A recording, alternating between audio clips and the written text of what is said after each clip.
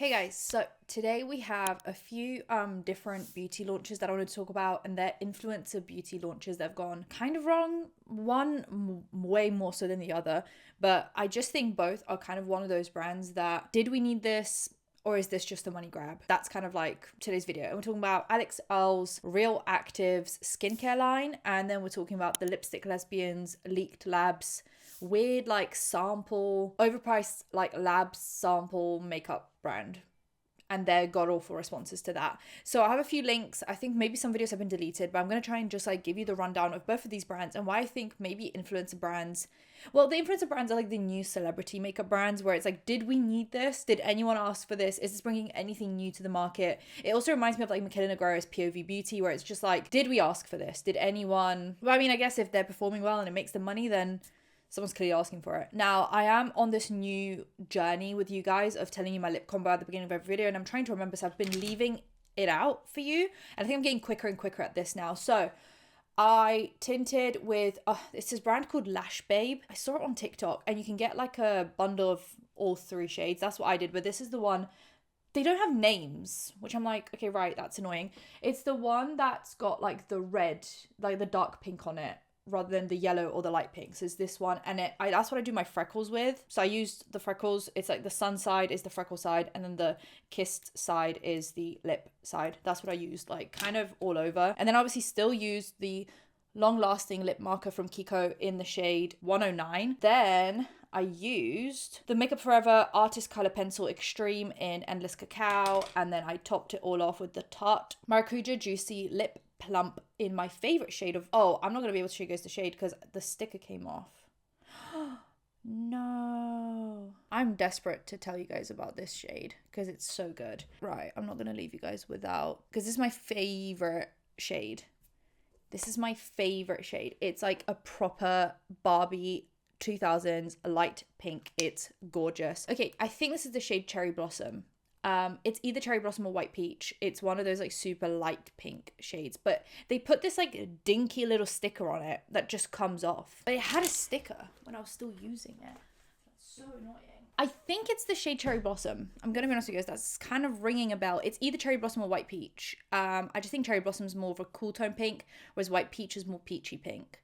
But they're both like that early 2000s light pink. Anyway, that took way too long because Tarte start printing the name of the product on the product packaging instead of putting a little dinky shitty adhesive sticker on it. Okay. Anywho, today, like I said, that's what we're talking about, the brands. I'm actually going to start with Earle, and then I'm going to move on to the Lipstick Lesbians one because that one is way longer. The Earle one is just a bit like, did anyone ask for this and why are you the kind of like spokesperson for skincare? Whereas the Lipstick Lesbians one is an actual like, is this necessary at all? And is this like bordering on a, which I'm not going to call it that because that would be defamation, but it's like it's just giving me all the wrong vibes. Okay, so Earle released a brand called Reale Actives, like Reale Actives, like real with an E at the end, Actives, which is a very strange marketing choice to begin with. I'm just a little bit like kerfuffled by that name. Also, it's very similar to a different skincare brand that exists, and their packaging looks identical, which just makes me think, and like the mechanism of the packaging is identical, and it's a very like niche mechanism. So I'm actually going to show you guys that later, and everyone was giving this girl shit for discovering that and showing it on TikTok, but TikTok's a weird place, and TikTok loves Earle, whereas I think YouTube doesn't love Earle. That's what I find, like the YouTube audience doesn't love Earle, but the TikTok audience is obsessed with her. So yeah, Earle, this is her revealing the brand. I'm not going to show you guys all the TikToks because I think it's like a little unnecessary, but anyway, here she is revealing her brand. She does this like marketing thing where she calls, and you can follow along on the Reale Actives like TikTok page, and it's got 340,000 followers. Built for breakouts, made for everyone, derm developed, clinically proven. And she did this promo for it that was like a puzzle billboard, and you had to like find the missing puzzle pieces to reveal the billboard, and then she would announce what the product is. But this was the actual promo for it. It's just her looking really hot, as she does, applying these skincare products. I mean, her skin does look great, and it's all like this like Neutrogena-esque water falling, except make it sexy kind of a thing. I mean, yeah, gorge. Now, she then posted that the puzzle was solved. She said, you solved the puzzle. It's here. Reale Actives is basically like people took an active part in the product release, kind of. And here she is applying the skincare. Now her skin is gorge, and if you guys know Alix Earle in her beginning on the platform, she did suffer with pretty harsh acne.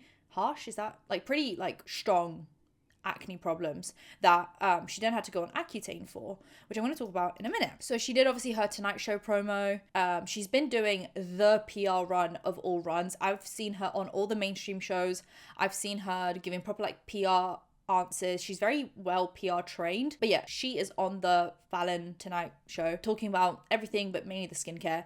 And here she is answering some questions about it. And you guys know the drill. I'm going to speed it up a little. Skincare company because I've done Accutane 3 times, so I'm just a big fat liar. Obviously, I knew this question was coming, so let me walk you through my skin journey. Post doing Accutane, then post getting on spironolactone, then using Real Actives. I'm not here to lie, I'm not here to trick anyone. I quite literally think that would be against everything I've ever preached on here. So starting off, this is August 2022. I had done Accutane twice at this point, and obviously this is like very extreme acne, so I went to do it a third time. The last time I took Accutane was, I must have finished it like January of 2022, January 2023. I don't remember exactly, but that was like that fall of 2022 was my last time taking Accutane. So after my third round of Accutane, I started to break out again, as usual. This is July 2023. This was also from April, another one from April in 2023. So like a few months after I stopped taking Accutane. This is October, December of 2023. So like a year post Accutane. This is another one from December. I definitely started spironolactone at this time. Another one. Then flash forward a year later. So this would be like a year on spironolactone. My skin looked like this. At this point, I really started focusing on skincare, seeing like an esthetician. She was giving me a routine. And there was times where like it really would clear up and I would see my skin, but it always would sort of like come back or have these whatever bursts of acne. It would like get good, but then it would break out again. I just never had any consistency with my skin. So then last April, if you guys remember, I did this like no makeup weekend in New York. I was like, we are gonna get my skin on track. This is what my skin looked like last April on spironolactone. And this was the first time. So I started sampling products at this point for like a few different months, just like trying different things. But at this point, we finally just started to nail down our routine and I was gonna start using it full time, which we developed with my dermatologist, Dr. Mion. So this was me after like going to see her and she would always check on my skin. This is June 2025 after using the routine, I would say probably for like a month or two consistently at this point. Here's another picture. Then getting to July, like my skin just looks really, really great and healthy. I'm not going to say like, have I had a pimple since I used this routine? Of course. But for my skin, this is August, to consistently look like this month after month is not something I've ever had in my life. Then we went into Dancing with the Stars. This is September. I was like, oh boy, I'm sweating in makeup every day. How is my skin going to hold it together? In October, I think I have like a skin tint on here, but you could see that my skin just looks like very healthy. Something that was really important to me was just prioritizing like healthy, clean skin. Okay, now this is this past December. I started to have these like tiny little bumps on my skin. There's sometimes I will get this. I get irritated. I don't know if it was something I used in like a makeup when I like my costumes. I mean, we had prosthetics on my face at one point. There's like glue. So not the same acne I normally dealt with. It's hard to see in these pictures, but it was more like a textured thing. So in December this past year, I stopped using our mandelic acid because that one does have a lot more actives in it and I didn't want to irritate my skin. So I gave myself a break from that. And then I actually started to see that I was getting a little bit more acne on my cheeks when I stopped using the serum. But I was waiting for my skin to get intact and then I used it again. My skin looking a lot better. Here's January. Here's February this year. I'm crying, but like my skin looks great. And our mandelic acid is formulated with Synactin AC, which was a big thing. And you guys will see in the documentary tomorrow, but something that makes it different from the other mandelic acids that are out there and a really, really great formula. So all in all, from when I started using this routine last April to now has been the most consistent my skin has been being good. And, you know, like for me, this is no filter on right now. This is like very, very good for my skin. I've struggled with my skin since I've been 11 years old. I'm not here to lie, not here to try and trick anyone. I've been using this routine only, plus I would use in the morning either like the Anua rice serum or right now I'm using the like Epicurious lipid serum. When I started using this, I stopped using like the toner pads and things I was using on my skin because I really wanted to just put this routine to the test. You can go back in my videos from the past year, you'll see that I've been using it. You'll see in the documentary everything. Yes, this line was developed with acne prone skin in mind, but if you are someone who doesn't struggle with like acne on a day-to-day basis, these products are still going to be great for you. I've had my family try them, my friends, had amazing clinicals. We've also had a testing group of girls online that have been struggling with their skin that I found and brought together. And I'm going to do a video answering questions about the brand and just things that you guys have. But this is answering my Accutane journey. I'm still on spironolactone right now. I take it every day. And I'm not against that. You know, sometimes there are things for your skin, like internal factors. Like I have hormonal type acne, like things that you need to fix within your body. And I'm not saying I'm against taking medication and that one product is the end all be all for you. I don't think that's realistic. That's never been a thing for me. And all I can say is talking off my experience and these products that we put together, like my skin has never been this consistently clear in my entire life. It's what I use. Right. So I think this paints a pretty clear timeline of yes, she did use Accutane and she did see an esthetician, but if we believe what she is saying, then this skincare did help her maintain a clear skin. Because I think there's one thing to go on Accutane and then come off it and then get a breakout again and then go on Accutane, come off it, get the breakouts again. But if this skincare line is what has kept her skin looking clear post Accutane, then I don't think it's a lie necessarily for her to use Accutane, go on Accutane, clear up her skin and then see that the acne's coming back, but not really talk about it that much. She could have just been on Accutane, the acne came back, she didn't really talk much about then going back on Accutane, but she was working on the skincare line behind the scenes, and then that's kind of how that came on, because obviously we did see a lot of TikToks that she filmed on how Accutane has helped her. She did a comment, I'm gonna try and find it and put it in post edit because I can't find it right now, but where someone said, oh, but wasn't it the Accutane that cleared up your acne? And she said, no, my acne actually came back post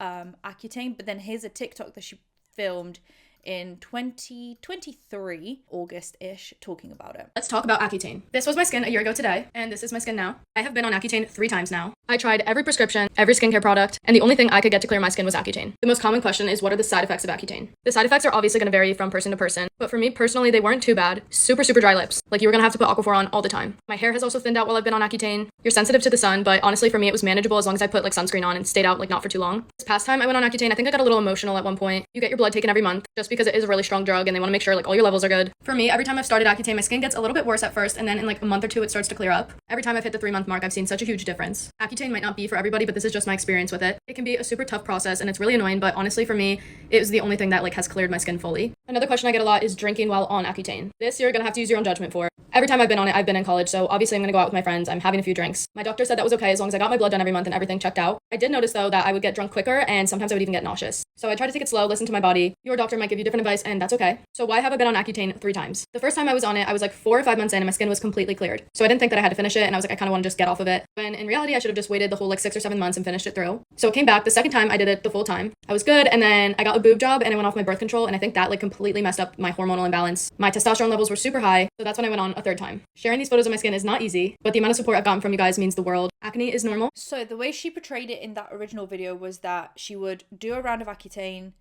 and then her acne would come back. She would do a round of Accutane, her acne would come back, and then she kind of like considered that Accutane wasn't working for her. But in this 2023 video we're seeing, it's that she didn't finish her round fully because she thought it was done. It's like what people do with antibiotics, where they're like, oh well, I feel better, so I'm gonna stop taking it, and then boom, you're ill worse than before. So that's why the first round didn't work. And then the second round was because she then came off birth control straight after, and that gave her probably a hormonal breakout. And then she went on it the 3rd time, and then her skin fully cleared up. So there are some inconsistencies with the story, I'm just gonna say. There are a few inconsistencies. Again, like, we're not living her life for her, I don't know. But that's just the inconsistencies that I'm seeing personally. Now, this is the PR bad review. So girl got PR from Reale Actives, and then she's used the Reale. It's like a different skincare line. She's used their products before, and she's just noticed a huge similarity between 1, the name, 2, branding, 3, mechanism of the product, which just makes me think that they were probably formulated in the same, or at least the packaging and the marketing was done through like the same company. That's what I'm thinking. Anyway. Why is nobody talking about this? So if you don't know, this is Earle's new brand called Reale Actives, and this is the cleansing balm. If you look at it, the top, it twists like this and the balm comes out. Now, I have never seen anything like this before until, credit to my roommate, pointed out it is awfully similar to this PR I received a week before. This is called Reale Beauty, and it's also a cleansing balm, and look at the top of it. Literally the same thing. Like, they're both the same product. They're both similar shades of green. They have really similar names, Reale and Reale. I don't know. I don't want to like talk shit on here. I'm just bringing up a conversation, because if I was Reale Actives, I'd be like, what's going on here? Let me know what you think though. Do you think Reale Actives copied Reale Beauty? I mean, I just think maybe not even copied, but they were just created through the same like manufacturer, or had gone through the same like marketing company, or had something similar, same factory, same packaging place. Anyway, the product, Reale Actives, did sell out. So she said, coming home after celebrating a little too hard, that we sold out day 1. So clearly people are asking for this, or maybe people are just going to buy it for the novelty of, oh, well, like my favorite influencers released something, let me buy it. But it then is a matter of reviews coming out in 1, 2, 3 months time, and then repeat customers. But I feel like if you're a massive Alix Earle fan, you're going to convince yourself that it works, even if it doesn't. But I do want to see some real, unbiased, objective reviews in about 3 months time, which I'm hoping that then hits my For You page somehow. But overall, this isn't like the most disgusting, influencer brand. Like, I don't think that. I just think there are a few inconsistencies and a few little like, this looks too similar to a different brand for my comfort. But overall, like, not the worst case. Let's get into the Lipstick Lesbians leaked labs situation. I was going to do a whole deep dive into Lipstick Lesbians, which I'm still planning on doing on my beauty channel, because that's where I do like deep dives into beauty related things. I think the Lipstick Lesbians have been sketchy for a while, and people have loved them because they speak with authority, but they say very obvious things. Like, they'll be like, these tubing mascaras are formulated to be tubing. And then people are like, well, because they speak with authority, and because they have worked in makeup production before, that it's like what they say is gospel, basically. But I've always felt like they say things that are really obvious. Like, if you just use your brain, you could have come up with that yourself. But that's just my opinion. I don't know. And they've come out with like a weird course before, like a makeup course. And then I think people have had an issue with them kind of doing allegedly undisclosed ads and using that weird kind of authority they have and this unbiased vibe to them to then be able to sell you products better because you trust them and their authority. So I've seen a few sketchy bits and bobs. And then there's obviously the like more bitchy criticisms of them, aka like, why would you trust someone whose makeup never looks good? But then they debunked that and said, oh, it's because we test a lot of products throughout the day and then we wear it. We do like an all day wear test, so some things might look a bit dodgy because some of the products just don't look that good. But some people are also talking about the technique of the products being applied. I don't know, that's not really my business. But yeah, I was gonna do a whole deep dive into them, which I'm still planning on doing. I think I'm just like looking into it still, and I just always like, I need to motivate myself to sit down and do a proper like. But today we are talking about the leaked labs situation. So this is the first promo they did, and they say sometimes, sorry, I'm not wearing my glasses, guys. Sometimes you need to get ahead of the leak in order to control your own narrative, which kind of like leads into the marketing of this whole brand. We're addressing the rumors. It's true. We are not leaking news. But we are leaking the lab. You, first question. The release document suggests that Leaked Labs is actually more than a brand. Can you clarify what exactly Leaked Labs is? Do you really think the Lipstick Lesbians would just launch another influencer beauty brand? This is a future beauty product development engine. It's going to change everything. We're bringing the power back to the beauty community. Why did these labs give you access to their products? The truth is that no one was brave enough to launch these first products that you're about to see. And so we decided to do it instead. What should we expect next from Leaked Labs? To put it simply, if I see another lip balm or if I see another blush, I don't think I can handle it. It's the first time the beauty industry has ever seen a product development first brand. If it doesn't blow your mind, it doesn't launch. If it's not innovative, you'll never see it. So that's the promo. They're basically saying that they're going to release lab leaks. So stuff that labs might have had kind of the formulas for or have been in development at some point in time, but then didn't make it to the market, and they're bringing it to the market. Now, my whole thing is if it didn't get to the market, maybe there wasn't a market demand for it.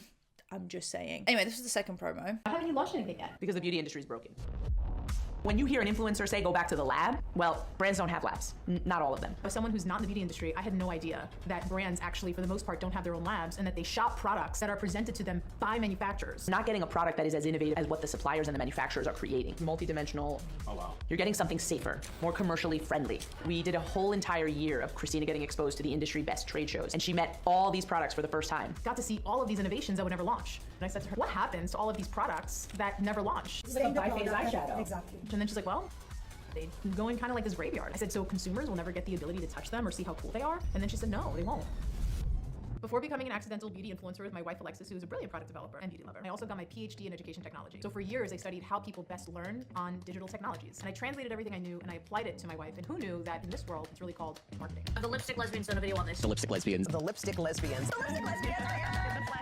The Lipstick Lesbians popularized people turning around their packaging and saying, oh my God, this is made in Italy. Oh my God, this is made in the USA. Oh my God, this is made in Korea. The answer kind of came to us, really through Christina. It would sell the fuck out. I want you to write this down. She won't.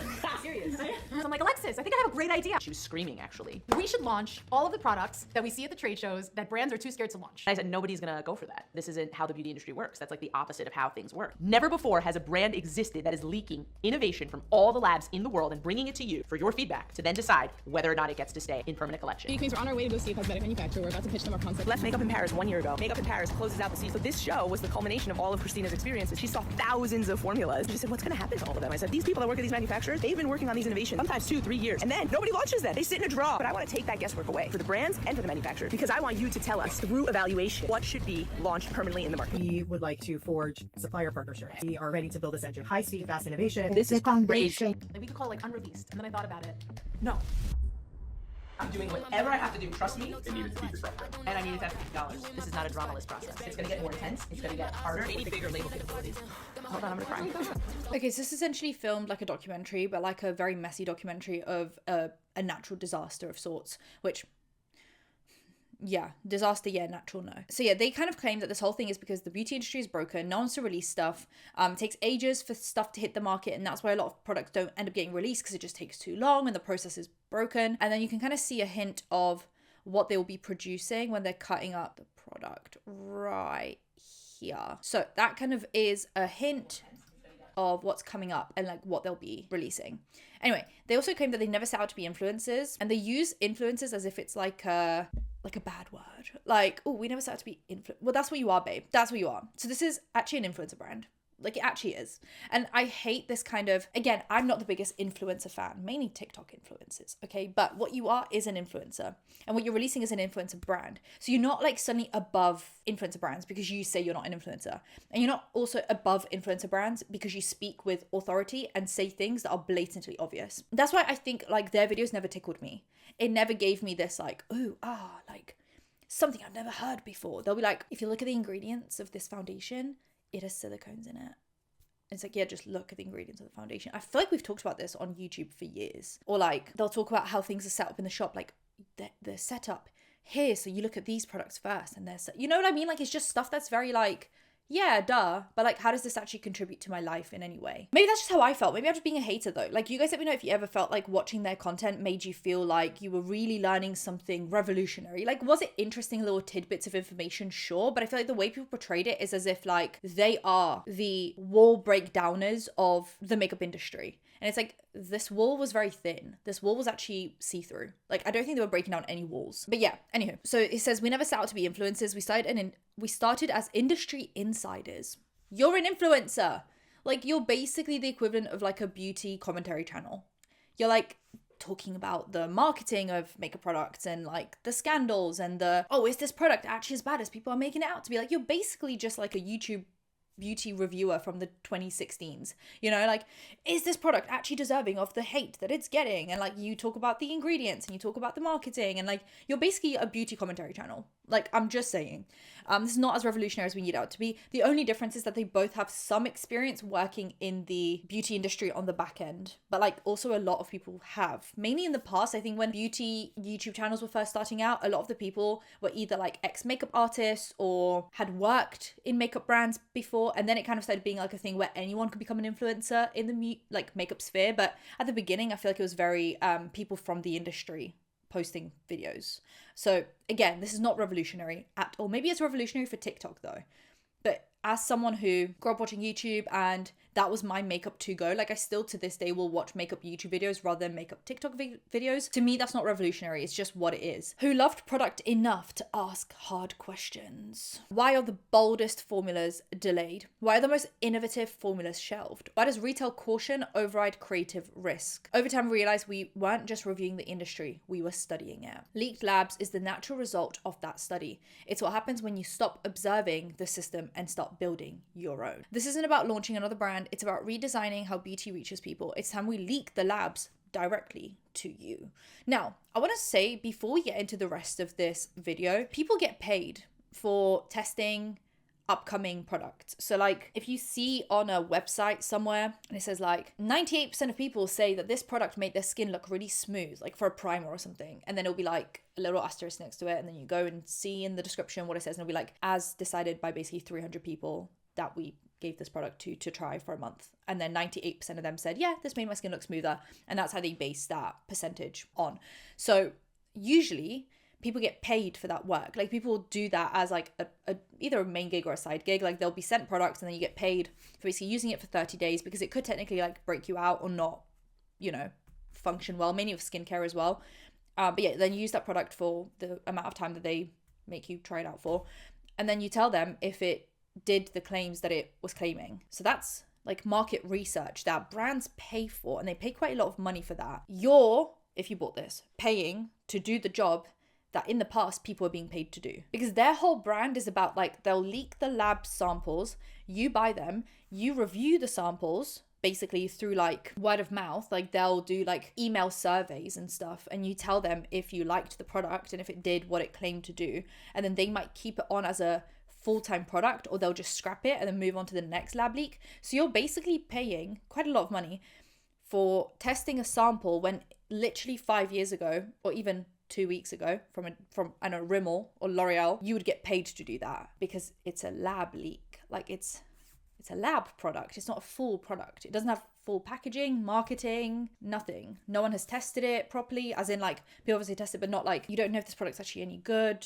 So is this revolutionizing the industry, or is it actually making it so that the customer bears the responsibility of this product being good and pays for that instead of being paid for that? That's all I'm saying. Like, I think this is quite scammy, allegedly, or whatever. Anyway, then we have the brand launch, technically, like the official brand launch. So we have a secret.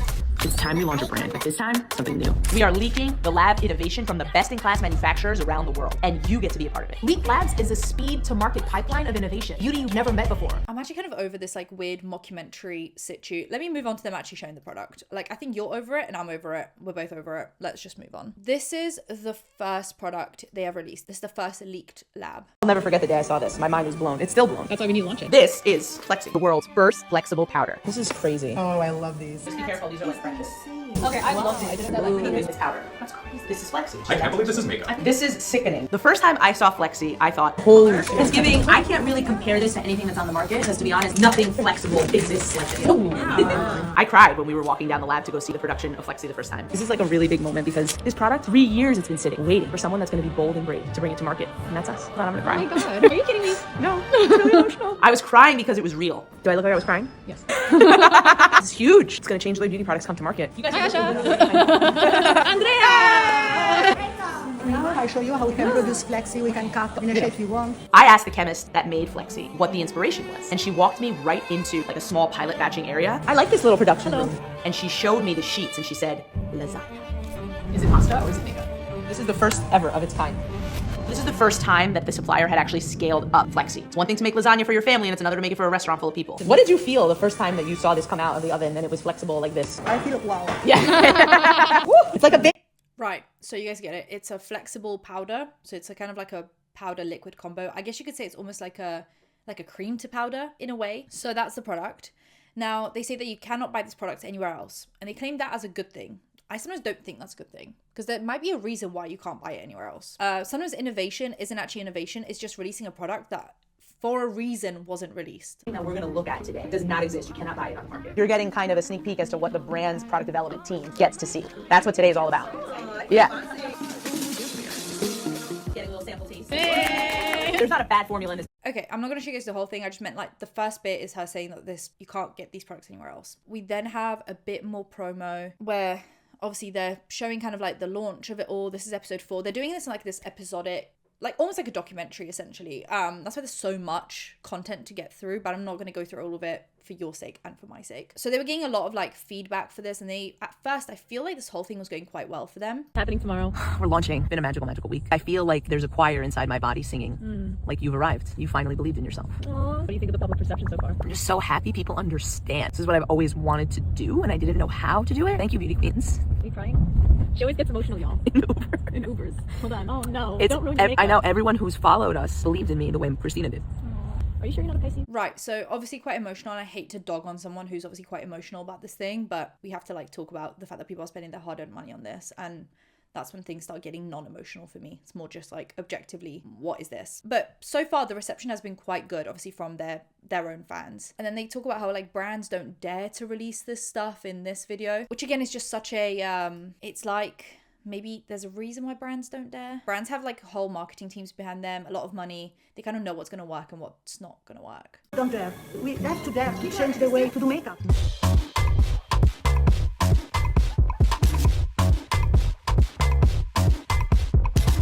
So like people don't dare, but we will is their whole thing. Now this is the actual product. So yeah, it's this Flexi powder that they then chopped up into these little like eyeshadow circles, and then they sell it to you in this like little tin all together, just stacked in there, so that they came out with a pink, a gold, a silver, and a rose gold.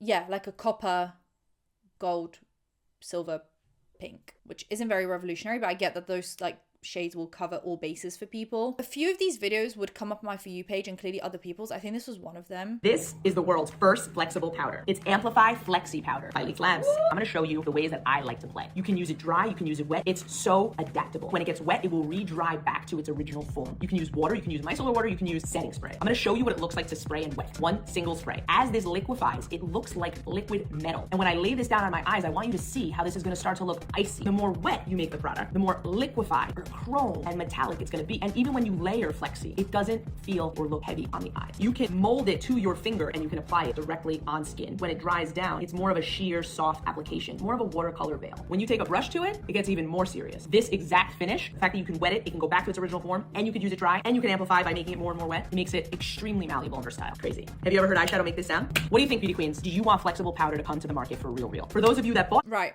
And it did sell out. So just like Real Actives, they sold out. This is the launch date update. They fully sold out. I don't know how many they were obviously selling, but yeah. Then we have this like how to use again. So she's just obviously shown how to use it. And then we have like some more kind of how best to maximize this product. Let's swatch Amplify Flexi powder on each quadrant of my face. This is Flexi Dry. This is Flexi Amplified. 1 pump of setting spray. That's so crazy that you can get that effect. It's cool. This is Flexi Dry. This is Flexi Amplified. This copper tone has less pearl than the silver. Every disc is a little bit different because every pearl is a little bit different. This is the gold tone, dry. This is the gold tone, which is also the thinnest, amplified. I'm swiping emollients. Wow. Last and certainly not least, this is Amplify Flexi Dry. This pink has the most pearl. It has a higher particle size. Then we amplify. Wow. I mean, you can't do this with traditional eyeshadow. No, this is Flexi. And they said you can't do this with regular eyeshadow. I don't know what part they mean, like the sticking it to your face as a novelty feature. Like how many people are going to do that in everyday life? But the dry to wet, like dry it being more sheer, wet it being more shiny metallic, that's a thing that all eyeshadows do.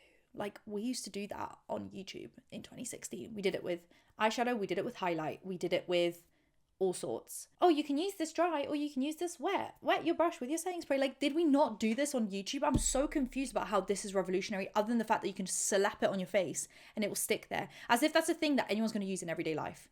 The sticking feature, I mean. Anyway, they did another TikTok on how to use it.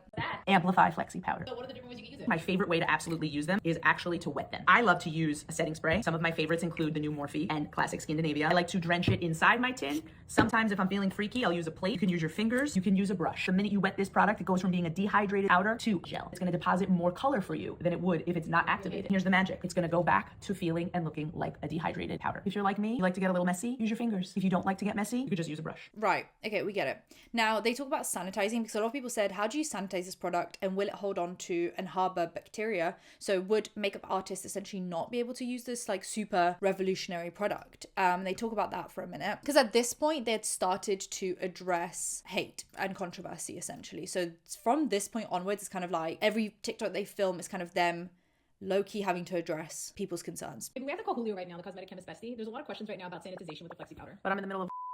Doesn't matter, we need to do it. Beauty queens have questions. Beauty queens and the beta baddies.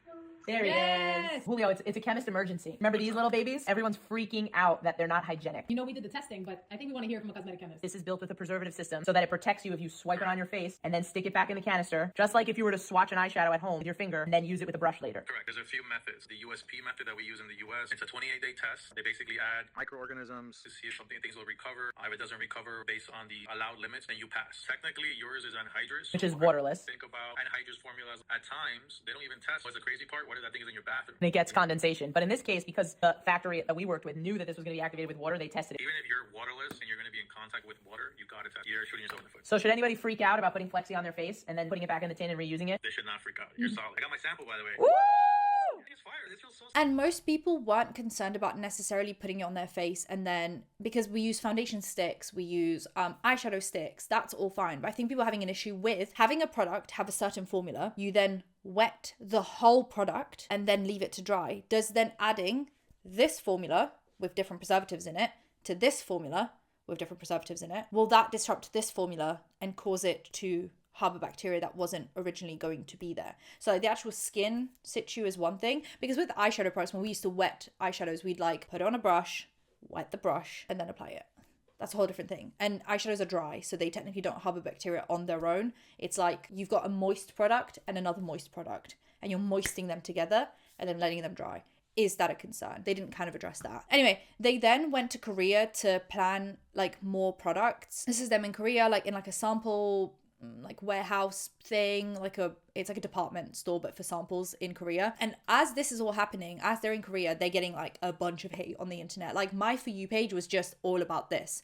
So then they do a stitch of a review and they pick this review to kind of discuss the product. This powder is unbreakable. Could we turn these into fingertips? I don't think they should give up on this idea. I think there is something special. Hey, baby. So Aaron Parsons said that Flexi should come with a finger applicator. You know, last year we spent months trying to figure out what to do with our these friends at guys. Tally. Let me show you Aaron and the rest of the world. Here's me brainstorming on my couch on my iPad. March 2025. Before. This was we started talking about it months before. before. Yes. We opened a dialogue. Then I had to find an example that could show the flexible finger flock. Then I had to prepare the eyeshadow to give to the team. This is what happens. You have to work with your suppliers. You empower what you want. Now we get to see one version. Big question here was, how are we going to get Flexi to affix? Then we thought about putting an adhesive little backing film on it to hold Flexi. But then we thought, then you lose the whole magic of Flexi being flexible. Now we're talking. We get to the place where we put Flexi into a flexible, bendable, gripping finger flock. And this would also mean we had to change the shape of Flexi. A little phallic, but you know, nothing wrong with that. When you do economies of scale and you can do larger order quantities, that would reduce the cost, correct? Of course. So doing it in a pilot batch like we did just made it too expensive. Correct. Plus then you also have to design the packaging to store it or to store the finger flock with Flexi here. Right, So it's like because this needed more iterations. Why did we decide to launch it in a tin instead of doing this? The tin meant it could get to you faster to see if anyone on the market even wanted it. Tin bypass. Right, so if anyone even wanted it,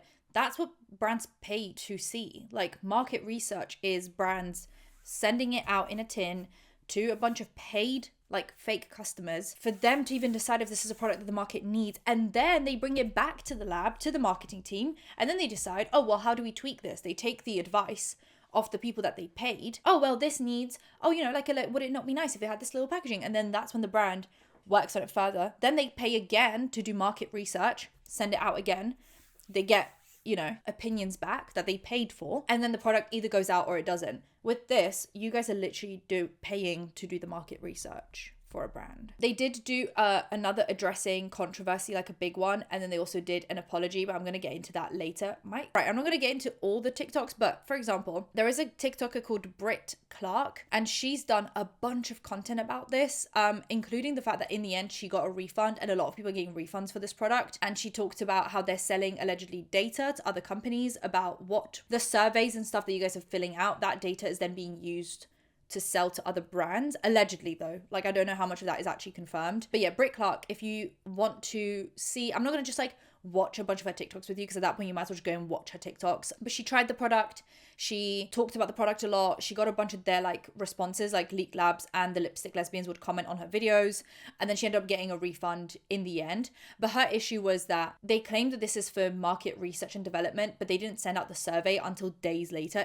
The survey should have come with like the order confirmation, like, oh, when you're done trying this product. And then they could have sent out another like reminder to fill out the survey once the product had been delivered, but they didn't. They only sent out the survey once they started getting hate for like, what is the point of this product? They were like, oh, look, there's a survey you get to fill out about how much you like this product. And anyway, then they ended up refunding her. This is the Leak Labs update of all the updates, because raise your hand if you've been personally victimized by Leak Labs and the Lipstick Lesbians.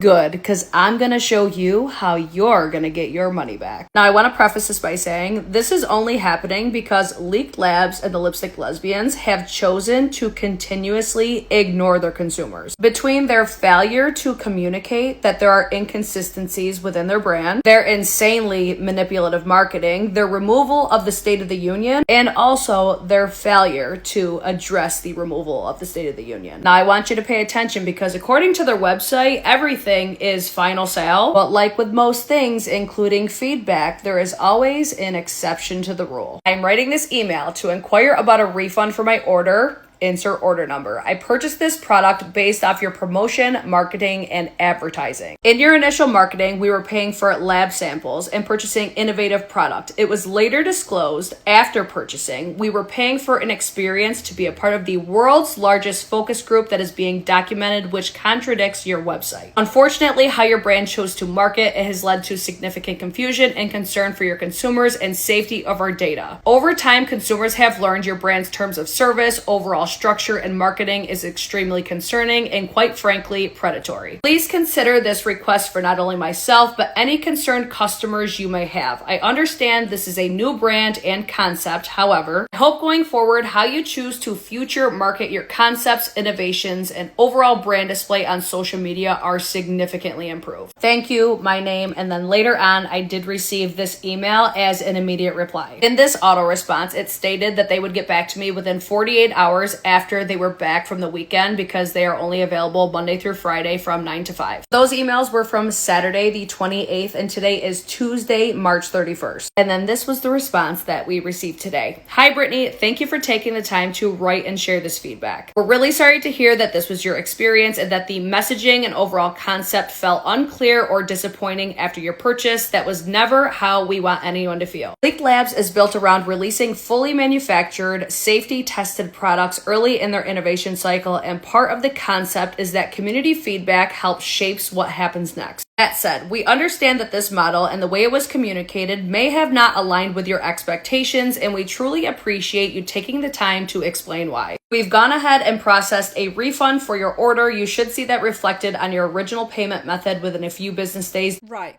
So obviously that's how you can get a refund. Just send the email that she sent and you can get a refund. Now we have some actual reviews. I'm actually going to give you guys a positive review from Manny MUA of all people. He thought, yeah, I'm just going to give him a positive review. Kind of. It was trying to like help him out a little. On my hands on the Leaked Labs Flexi powders. I want to try them out today and give you guys my honest thoughts. I actually find the lipstick lesbian content to be just absolutely incredible. I love it. I feel like they really have brought a lot of education to the beauty community, and it's just something I really, really appreciate. I love seeing two powerful lesbians together creating a brand. I'm really excited for them to see what the future holds for Leaked Labs. However, I've been seeing kind of all over the place online that this launch has missed the mark. So this is the first launch, and these are the Flexi powders. It comes with 4 shades, and it retails for $34 for 4 of them. A gold, a pink, a silver, and a bronze. We'll say off the bat that I do feel like $34 is a little pricey for just 4 shadows. I don't like that they're all on top of one another and then kind of like touching each other and then getting their shades onto one another. They're meant to be used dry or wet, and I'm really swiping quite hard, and this is what it looks like. I feel like you get a good distribution when you're really pressing hard. Here are all 4 shades dry. We have the gold, the pink, the silver, and the bronze. The gold and the bronze are a shimmer, I would say, and then the middle 2 have like reflect glitter to it. They're almost a different formula. Don't like that my fingers get really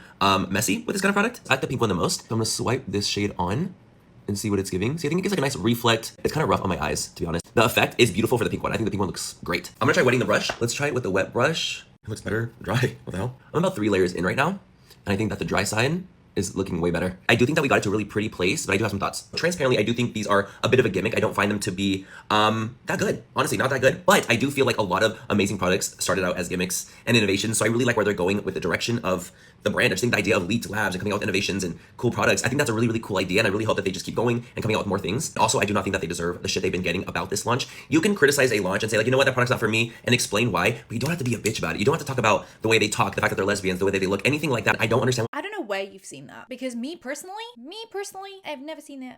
Yeah, like I've not seen that. Maybe it's in there, in the depths, and for that, babe, no. Like, we're not being homophobic. We're not telling them to kill themselves. Like, we're not doing any of that. Like, please don't. But we're like, all the criticism that I've seen is just how like bad this product is and how bad this marketing is. And we're allowed to say that. And that's not hate. And even if it is hate, people are allowed to hate. What happened to just wanting to be a hater? Like, is that okay? Are we allowed to hate something sometimes? I think we've gone into this like really extreme positivity culture where everything has to be like love and kindness and respect. And it's like, yes, but also sometimes we're allowed to hate stuff. As long as it's not like a protected class, we're allowed to hate stuff and people sometimes. Sometimes I can hate someone. God, what happened to being a hater and that being allowed? Sometimes I just want to hate things, and that's okay. I'm getting emotional about it, actually. Yeah, like, I think there's a difference between being discriminatory, being vile, just like a vile person, discriminating based on stuff that people can't change, aka sexual orientation, race, etc. But then there's another thing of just saying this product is shit. And actually, I don't have to even be constructive if I don't want to be. You're allowed to literally just say, I hate this product, I think it's shit, and that's it. We're allowed to do that. It's fine. It's okay. It's good to be kind, but it's also okay to not be kind about everything all the time. We're allowed to, as human beings, we're allowed to hate some things, right? Can we just be haters? Anyway, I didn't see his video on the For You page. I think like he starts out being quite negative about the product, being like, oh, this doesn't really like work and it's not the best. And he goes, but let's all be kind. No, because this Leaked Lab sample is being sold for $34 US in this economy, in this political climate. I don't think so. Anyway, I saw this stitch on my For You page. I didn't see his video. And is like Manny the most trustworthy makeup reviewer of all time? No, because I remember the Morphe days.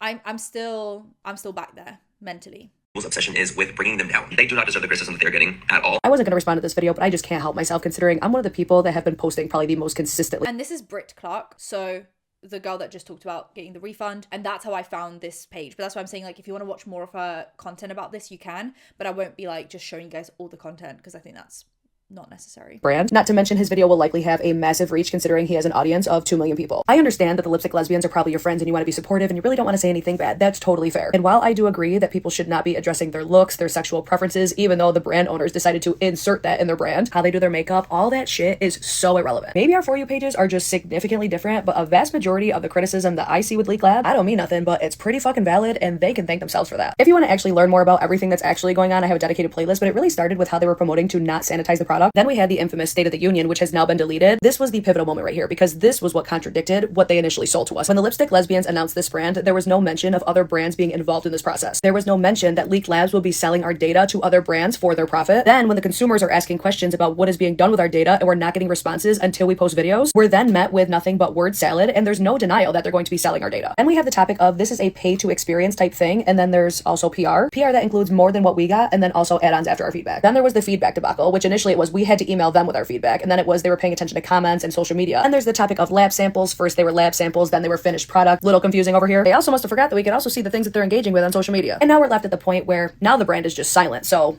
that's cool. I'm just really glad as a brand owner that you feel that we're being mean because we're asking questions that we're just not getting answers to. Another thing, if my memory serves me correctly, I remember that a couple years ago you were preaching about building relationships with brands and stuff like that. This is a brand that preaches community but does the bare minimum to reciprocate that. Because out of all the videos that have been made on this brand, how do we only have 2 reposts? It's almost like something I've heard you say before. I'm not saying that brands don't try to take advantage because a lot of them do, okay? A lot of them try to take advantage. It's crazy you say that we're just trying to tear them down when we're the ones that funded this brand. We're the ones that are providing that feedback they're looking for, so how are we not being taken advantage of? It's the audacity for me because this could have been great if it was done the right way. I'm not going to sit here and act like owning a brand is easy, but I'm also not going to pussyfoot around the things that are fairly alarming to consumers. Even for content creators, things like this might be industry standard, but that doesn't mean it's always okay. There are some major red flags with this. I mean, I have nothing to add. This was perfectly put, actually. That's why I said go on Britt Clark's TikTok page. This was perfectly put. Now, she spoke about the State of the Union deleted thing. That was their like big stand up at the podium and talk about like the hate that they're getting, okay? And that was then deleted because they realized that they were contradicting themselves and then also putting out more information that was pissing people off.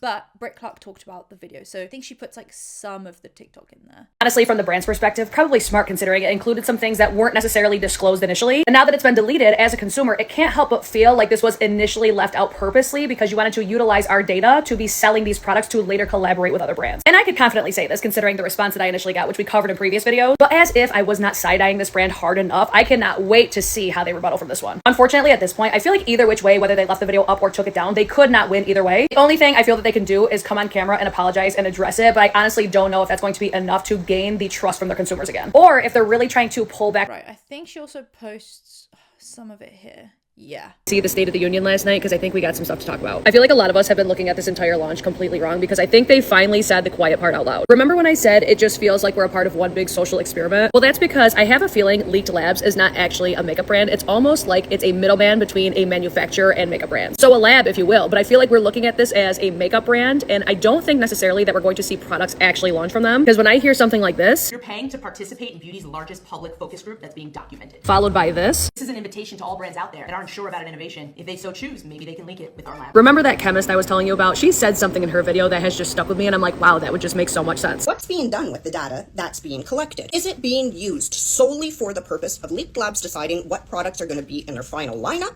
Or are other companies going to benefit from that data? Something I wouldn't have thought of if I was looking at Leaked. So, what this brand allegedly is up until 2 weeks ago, brands, like I said, would pay people, send them free products and pay them to give them feedback on a product before they release it. Now, you're paying a company a lot of money, $32 for 4 bits of fucking sticky bullshit to review it, give them feedback so they can then sell that feedback to other brands and then they'll release that product back to you so you can buy it again. Fantastic, actually. I love that.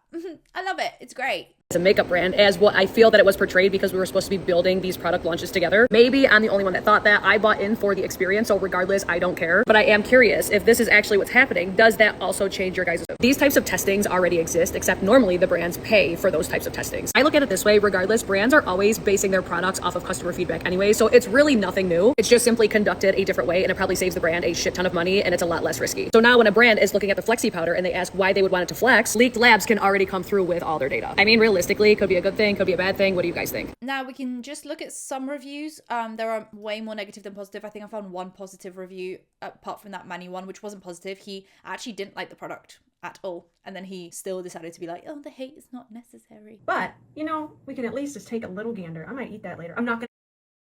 It's makeup taffy. That's what it makes me think of. These are fun. I'm not sure that these are gonna be for everyone, but, you know, we can at least just take a little gander. I might eat that later. I'm not gonna eat it. I'll swatch all of them for you, but first I'm gonna do this one dry on my lid. Okay, that's fun. Now I have my water, and I know that we can wet it. And then let's see what it looks like now. That's fun. I mean, I've never been one to gasp in my videos. I try not to. I normally just stay quieter. But I want to try it with a brush as well. I'm grabbing it, dropping it. It is pretty. Okay, let's try some more of the color. Here's the silver dry, and I don't have any eye primer on. In fact, I have on liquid shadow that's dried down. And then I even took it off of my lid. It's definitely sparkly. Let's add some water to it. I think the water is my favorite part. Beep. I mean, you'll know with the Kiko Milano shadows. I actually think I like it better with a brush. Oh, you can definitely build this one up a little bit more. Very pretty. And then I still have the bronze left, which I thought I would just swatch here. They do like a little bit of hydration underneath them, so that is something to keep in mind if you're going to add them to your collection. Because I feel that without a little bit of hydration, I didn't fully set, and I'm actually just a little tacky because it's so humid where I live. So that's just something to kind of keep in mind, because I've seen them applied on kind of a little bit drier surface, and they are a little bit more patchy. So just something to keep in mind. This formula likes moisture. I'm gonna wet them now, and I'm just gonna put it up here. Very intense. See, like I said, they like moisture. And then a little bit on the copper. And again, I'm just using water. I'm not using setting spray, anything like that. Yeah, I could get behind that. I think I actually like these two a little bit more. They remind me of the metals that Makeup by Mario did many moons ago. Remember that palette? I'm gonna go ahead and wet the silver. That's exactly what they remind me of. Watch out, don't get me started. I'll just paint my whole daggum face like the Tin Man here in a second. I do feel like the pink has a more sparkle to it as opposed to a base. Let's see. Oh, this is the wet side. Excuse me, it's my first time doing a little tutorial situation here. They're a little hard to grip. Oh no, okay. Yeah, they like water. And of course I'll be doing another tutorial with them, but I really like where I'm at today. What do you think? I like a nice chat, a respectful, kind chat. Let's chat about them. I want to use them extra wet and do a silver look now. Then we have part 2 of her review, because the first one was actually quite positive, and then it kind of goes downhill from there, and people leave comments saying that this is the worst launch, and she likes those comments. See what happens when we clean this one. I'm going to do my 70%. I like to use a lower percentage of alcohol because it's a slower dry, so it has time to kind of sit there. Let's see. I'm just going to go ahead and cover it. I know you can't see. I'm sorry, my friends. Okay, maybe do one side, then I'm going to flip it over, flip the patty over. It doesn't seem like it's hurting it any. Yeah, it's not really hurting it at all. And then I'm just going to let it dry. Let me see if I can get a fan. It's going to take more time than you sitting here literally watching alcohol dry. So I'm going to let it dry with my fan, and then we'll come back and inspect it. While it's drying, I still have this on my face. Look, it doesn't really come off too badly. That's fun, right? What do we got here? I don't have anything on that one. That's cool. That's cool. Okay, it's nice and dry. I don't feel like it messed with it at all. Let's touch it. Feels fine. Feels just like it did. Nice. I think we'd be good to go on that. Now I'm going to do the rest like that as well. I feel safe doing that, but I'm not putting them away yet. Just like I don't put my baked shadows away, I do leave them out for an hour or so after I sanitize them. But this is what they came in. They came in this little tin. And then, like we were talking about in the comments, I wish that there was a cool packaging that kind of lended itself to them. So far she obviously sounds quite positive, and someone said one of the worst launches for real, and she liked that. There's quite literally no circumstance where this is more efficient than regular powder/stick eyeshadow. She hearts that. And then I'm pretty sure she's done some more reviews of this product kind of later on. This is kind of like the last part she did on this, and this is the like update review. Update on these. They're cool, but they're fussy and very messy. But they reminded me of this palette, and I want to do a look with it. I wanted to do a mixed metals look. That's the update, is that they're quite messy. And then she obviously uses the Makeup by Mario. I think that's a discontinued palette, but you could use it. It came with like a little palette that you could mix it on, and you'd have like a little mixing. You could like use it wet or dry, which was a lot more convenient. Then we have some more reviews. Internet wants innovation, but no beauty brand wants to take a risk. So the Lipstick Lesbians came and said we want to at least try. Of the 500 reviews I've seen on social media, not one person has darker skin. So I'm here to take one for the team. Even though these are sold out, I thought I would still give you guys my no BS review. The Lipstick Lesbians came out with their new pseudo brand, where they're essentially trying to bring more innovative products to the market in a lab sample format for $34. That's where I feel like it's questionable. For the first leak, their new Amplify Flexi powders. Flexible powder you could use literally wet, dry, and all over the face. Apply these so you guys can see how it looks like on my skin tone. Final thoughts at the end of the video. There is a formula, I guess, discrepancy between the shades. The gold one, which I'm gonna reach for as a brown girl, of course, is a lot thinner. Really worried this is going to rip. I hate getting makeup on my fingers. If you have nails, it might poke into this product. See what the pigment gives. Ooh, okay. Okay, that is pretty. I don't love touching this. I'll be honest, I'm not experiencing the same patchiness as I saw on the girlies with fairer skin tones, but that might also be because this shade, like the darker shades, were probably meant for skin tones like mine. I do want to see how this looks wet. I do wish that they didn't put this in like a lab sample because I already don't love the way this is going to be stored. This shade, though, really pretty on darker skin. If you've got deeper skin, this one almost shifts, at least on me. I'm gonna swatch the other 3 shades dry on the right side of my face and the same 3 shades wet on the left side of my face. Someone with darker skin and who likes sparkly eyeshadows, I thought I would like the pink shade. I don't really like it. I only like this gold shade. For my actual No BS review, I always love innovative products, which is why I love it in SMIRX. Also here for the practicality of things. It's just like a little gross for me. And at a $34 price point for a lab sample. If there's a way we can launch. I agree. I thought that was really like objective, unbiased, concise, not very hateful, really. I'm just putting that out there. Then we have this. I guess this is what they responded to when they were doing the whole sanitization video response, but this is an MUA talking about how this isn't like MUA. Never recommend this to a makeup artist. This is an update in regards to the Leaked Labs Flexi powder. Left these out in open air for 3 days, and I also sprayed alcohol on it about an hour and a half ago, making the product deteriorate. The reason I sprayed these with alcohol is because I saw a video on the Leaked Labs site where Alexis is calling the cosmetic chemist, and the cosmetic chemist says that there are preservatives in here to ensure that it won't, you know, become like a breeding ground. Here's the thing, you guys. If the board comes around to your salon or while you're on site or whatever, and someone inspects you and they ask you, how are you cleaning these? I've never seen this texture before. And you say, oh, you don't need to clean it. It has a preservative system.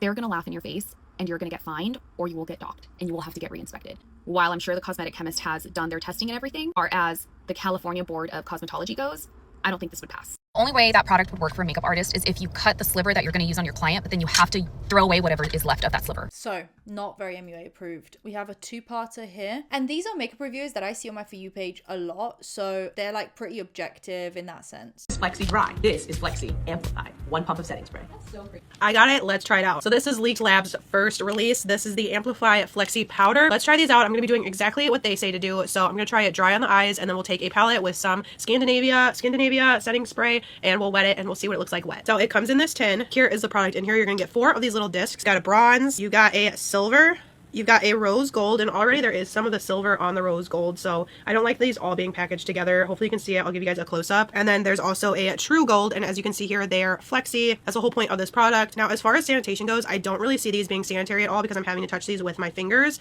And I know a lot of people say for working makeup artists, these are going to be really good, but again, when you're having to touch your fingers to this stuff, you're going to make it really unsanitary. A makeup artist is not going to take this directly on the eye. That would be like taking the lip gloss applicator and putting it directly on a client's lips. They're not going to be doing it that way, but let's try these out and let's see. I'm going to do them dry. I'll do all 4 colors swatched dry on the eyes, and we'll see what they look like. So there is a breaking point with this. Hopefully you can see that crack right there. So there is a breaking point to this product. It's flexy to a point, and then it cracks. There's a line right down the center there, just to show you guys. Let's go ahead and get close and do an eye swatch. They feel kind of rough on the eye. I don't think I like applying them this way because I feel like I couldn't be precise if I wanted to be like precise with it. It's not too bad. It's almost kind of reminding me of the diamond bombs from Fenty Beauty. It does feel really rough applying it on the eyes this way. The skin on the eyes is super thin and just super, you know, delicate. I don't think I'd want to do that constantly, rub this product on the eyes like that, but the silver looks all right. Again, it's more of like a scattered type of effect like the Fenty Beauty diamond bomb. It does maybe look a little uneven. I'd have to go over a couple times to get like an even coating of the product, but here's what the silver looks like. Let's go ahead and put this bronze shade on the other eye. This one feels like more wet, and honestly this one looks more metallic than the other ones. The other ones look like kind of glittery. But let's go and dry. Again, nothing is on this eye. This one does feel wetter than the others.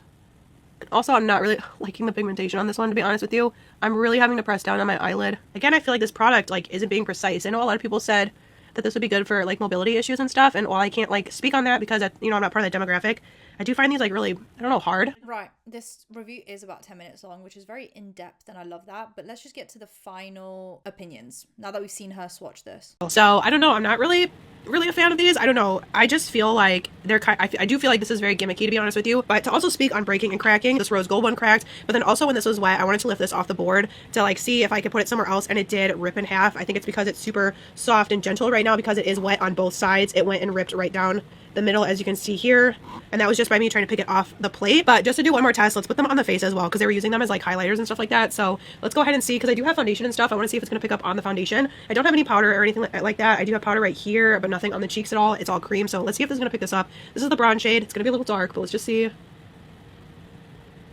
Oh, it is starting to pill up. So as you can see here, there's like flakes of the pigment, and that's just from swiping it like twice. Hopefully you can see that.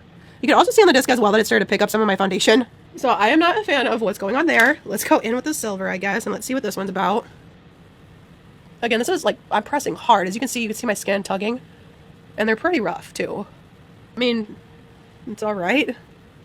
It's definitely picking up my foundation. That's for sure. And you could definitely tell with the silver one. So I don't know. I'm not really a fan of these. I do find these quite gimmicky. And also for the price, I feel like these are a little outrageous. I'm going to be honest with you. I don't know. Right, and then this is part 2 of her review. This product has everybody talking. This is the Flexi disc from Leaked Labs. I did do a full review on this. I did eye swatches. I did them wet. I did them dry. But I've been seeing a lot of people comment on that video comparing them to jelly products, jelly eyeshadow products. So I thought we would actually, oh my gosh. So I actually thought that we would put it to the test versus the jelly sticks. So let's put them to the test. I'm going to be taking the pink shade. It was the best out of all of them as far as like pigmentation and glitter effect goes. I'm also going to be wetting these because the jelly eyeshadows are already moist. I'm going to make this one wet as well. So it's the same type of formula. I'm going to be taking the Scandinavia, the makeup finishing spray. This is the bridal version. I don't know what like version they were using, but they did use this to hydrate the product. So that's what I'm going to be doing. I'm following the rules. So I'm going to spray the product on. Now there's nothing on my eyelid for both sides. I'm doing this without primer. I'm going to take a flat packer brush and really work the setting spray in to try and activate this pigment. It does slide around on here, so you have to really hold it down.